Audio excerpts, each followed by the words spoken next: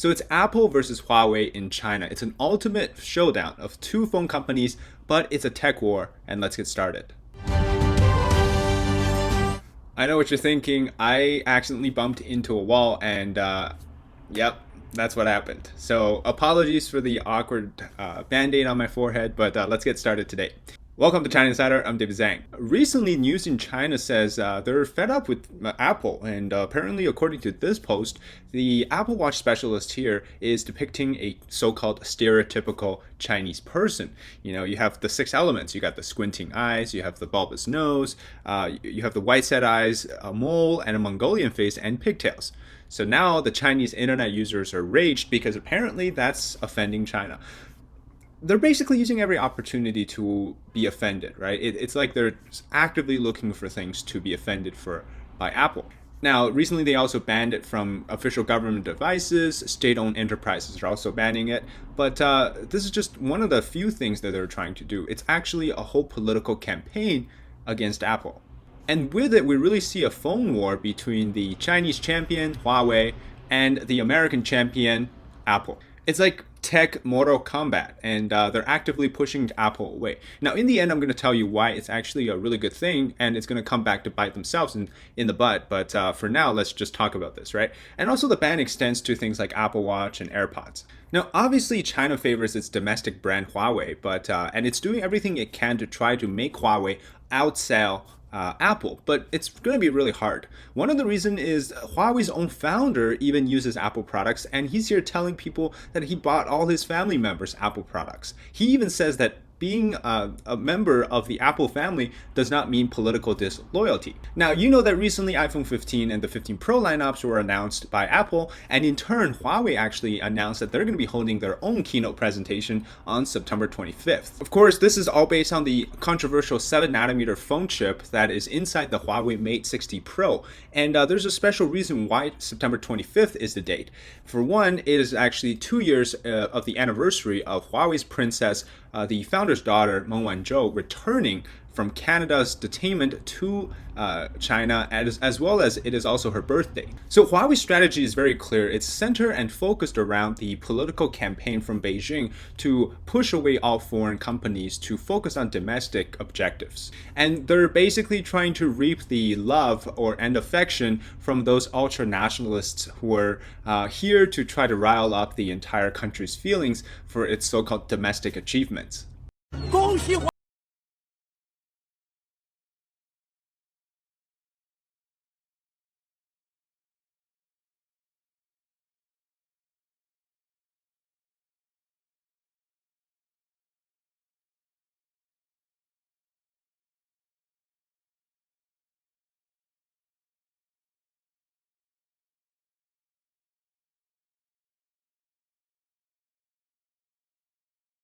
Now, the latest numbers suggest that Huawei has ordered the manufacturing of 20 million units, and that's a lot of units, which probably suggests that they're selling a lot, right? Although we don't have official numbers from Huawei yet, what we do know so far is that these are just ordered units. But what's interesting is that after the pre-order started for iPhone 15 in China, the website to pre-order actually crashed after 10 minutes.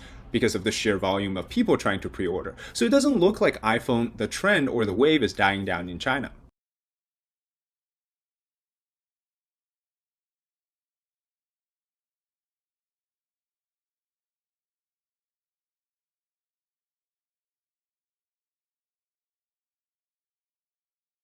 Now, in just one tech platform, which is often used to buy mobile devices called JD, there were about 3 million units pre-ordered so far, but that's just one platform. So if we tally all the other platforms together, it could easily already pass that 20 million number which Huawei has for ordering.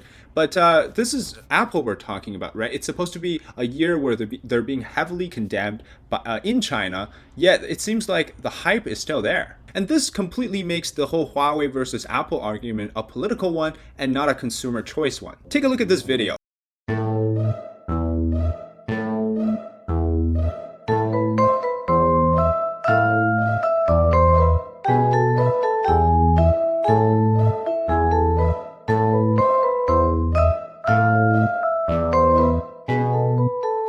Now, Now, if you don't know what just happened, this is Huawei's webcams. They're always on and they're always trying to capture things around you. And so you can imagine that it's detecting that red light on the scanner and it's turning on the Apple or the Chinese version of the Apple Pay for you automatically. Isn't that scary? It means that the camera is constantly watching you and perhaps even recording you. Who's going to be watching that recording? That's the Chinese regime there. So it's the perfect surveillance device as well. Now, some of the videos here they tried to test, it doesn't even have a red light, and they can still trigger that payment system. Huh? 我操! Of course, this also brings one of the big factors for Apple, right, for iPhones, which is the privacy factor. Of course, the Chinese regime can't easily crack your phone or try to steal data from you if it's Apple. But of course, we're now being shown a bunch of propaganda videos where young people are lining up, in big cities like Beijing and Shanghai outside of the Huawei store, and it seems like nobody's going to the Apple store in China. Obviously, it means that, Huawei won, right? Clearly, there's a few issues going on. First, I think Apple has to realize that they potentially have lost the market in China over the long term simply because the CCP is the one that's kicking them out. And the earlier that they realize this, the faster they move the production chain out of China, the better it is for them in the long term, because their market will slowly expand outside of China. And because the CCP has weaponized the tech race here, I think in the end, it's still better off for both Apple and for the United States. And what we're seeing right now is not some straight up competition in the marketplace or consumer choices. It's actually a manipulation of the market by the CCP. What they're doing now is offering generous discounts and subsidies and rebates for those that buy Huawei. And this is already being reported in different companies. In one company, they're giving $3,000 back to each employee as a subsidy when they buy a Mate 60 or Mate 60 Pro. In another company, they're straight up giving 50% back, right? A 50% rebate of the money that they spend on a Huawei device. They're getting that money back. So obviously you're going to end up buying the Huawei device, right? Who's not going to love a half-price phone? And by the way, both the Huawei Mate 60 Pro and the iPhone 15 Pro are marked in the same price range, around that $900. But what you get in the Huawei is a 2018 chip, right, 7 nanometer. But if you buy this brand new iPhone 15, you'll get a 3 nanometer chip. So that's like 2 generations in gap of technology. And then you consider all these factors, you're saying, oh, is Huawei, this old tech in the phone, somehow selling more than all the other great devices? We have the 5 nanometer chips now, and you have the 3 nanometers. How come they're selling more? Obviously, that it means to us that this isn't a market issue or a consumer issue. This is a political issue. It's clearly that this is backed by the CCP's deliberate control of what people should be buying. So in the end, it's actually Apple as a company fighting against a state or a government. And there's no US government involved in this process, at least as we've seen so far. But the issue here is so interesting, right? Because the chip that powers the Mate 60 Pro, which is the Kirin 9000S, that's the same computing level as an iPhone 11. So that's from 2019. That's already 4 years in the gap of technology. And so in the very beginning, at the starting line, Apple is not really competing against the same opponent. It's not like Huawei has a 3 nanometer phone that they can use to compete against Apple's newest phone. And this is really interesting, right? Because we know that next year, the DUV restrictions, the order that's been placed to not allow them to give any more technology to China is going to go into effect, which means that the longer that this procedure goes on, the worse off the Chinese technology sector will be because they're going to be stuck on that old technology. This is the end for their competition, right? This is basically the ceiling for Huawei's achievement, 7 nanometer, that's it.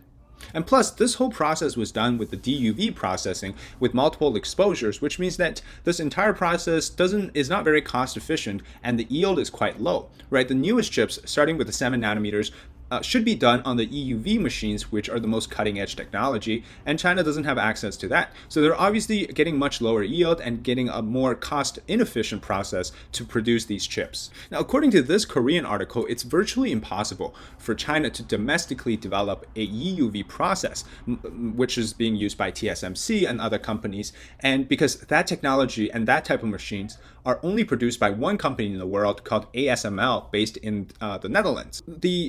The supply chain aspect of how to keep and piece together the machines actually require different companies to be inputted. For example, you need the Netherlands, the United States, Japan, as well as Germany, France, and the UK to all be involved to create this piece of EUV machine, which all those countries right now have signed up to be against importing it from into China.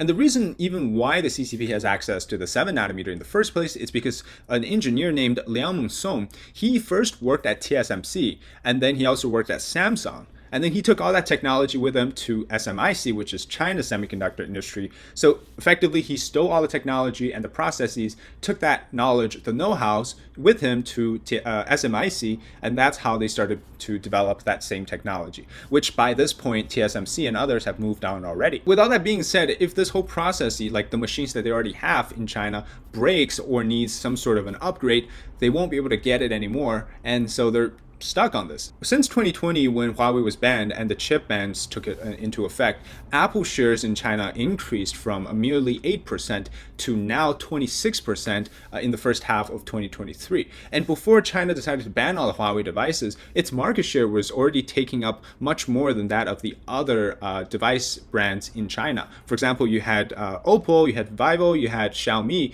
which all of them combined only added up to 42% of the overall market share. And Apple alone accounted for more than a quarter of that. That's because also the amount of shares that Apple had was previously belonged to Huawei. So now the Chinese company is basically asking for that part back. Now, the ongoing tech war between Apple and Huawei is going to continue. So we'll see the percentage share drop for Apple, increase for Huawei. But at the end of the day, they've lost so much in the process. You got to remember, a lot of the recent, the so-called sales or hypes or whatnot is all because of the nationalistic fever, right? This is not because it's actually a good quality product. And so once this all kind of goes down with the dust being settled, we'll get more specific problems come out with the Huawei devices, and we'll also learn more about the real sale figures for the iPhone 15 in China. And as well, the economic impact has to be discussed, right? The phone costs $900, but what is the actual cost of producing a 7 nanometer chip in terms of compared to the more efficient process with the EUV? If the cost is really high, is it really worth it for them? As you know, the machines, as it deteriorates, the yield is actually going to drop. So if you're spending $100 to make the chip, now you're spending $150 to $200 to make the exact same chip, which again is still not even cutting edge. And so this all kind of goes back to what the CCP is doing now with Huawei is just try to score some points of political superiority, I guess.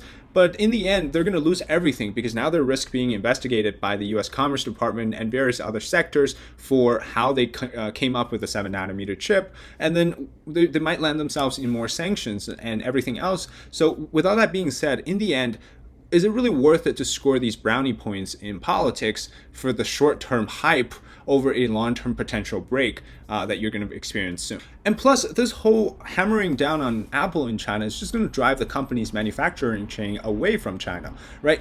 A lot of China's tech rise came from foreign companies investing in China for its manufacturing line. It started the high-speed rail that China has was technology they learned from Germany and Japan. The whole phone production line, they learned that from Apple, right? From the Foxconn factories. So without Apple and these other companies' cutting-edge technology, China domestically hasn't been able to produce anything that's worth even competition. So in the end, if Apple decides to leave China, that's only going to harm all those companies in China that were siphoning off of Apple and other companies like Apple. And so in the end, it's really not a good look for the CCP. And I think that this is hurting them even more than they realize. All right, that's it today for the episode on why Huawei and Apple are having a tech war in China and where this is all going to go. And if you enjoy the content, leave a like, comment below your thoughts on this topic, and subscribe to our channel. All right, thanks so much for watching today's China Insider. We'll see you next time.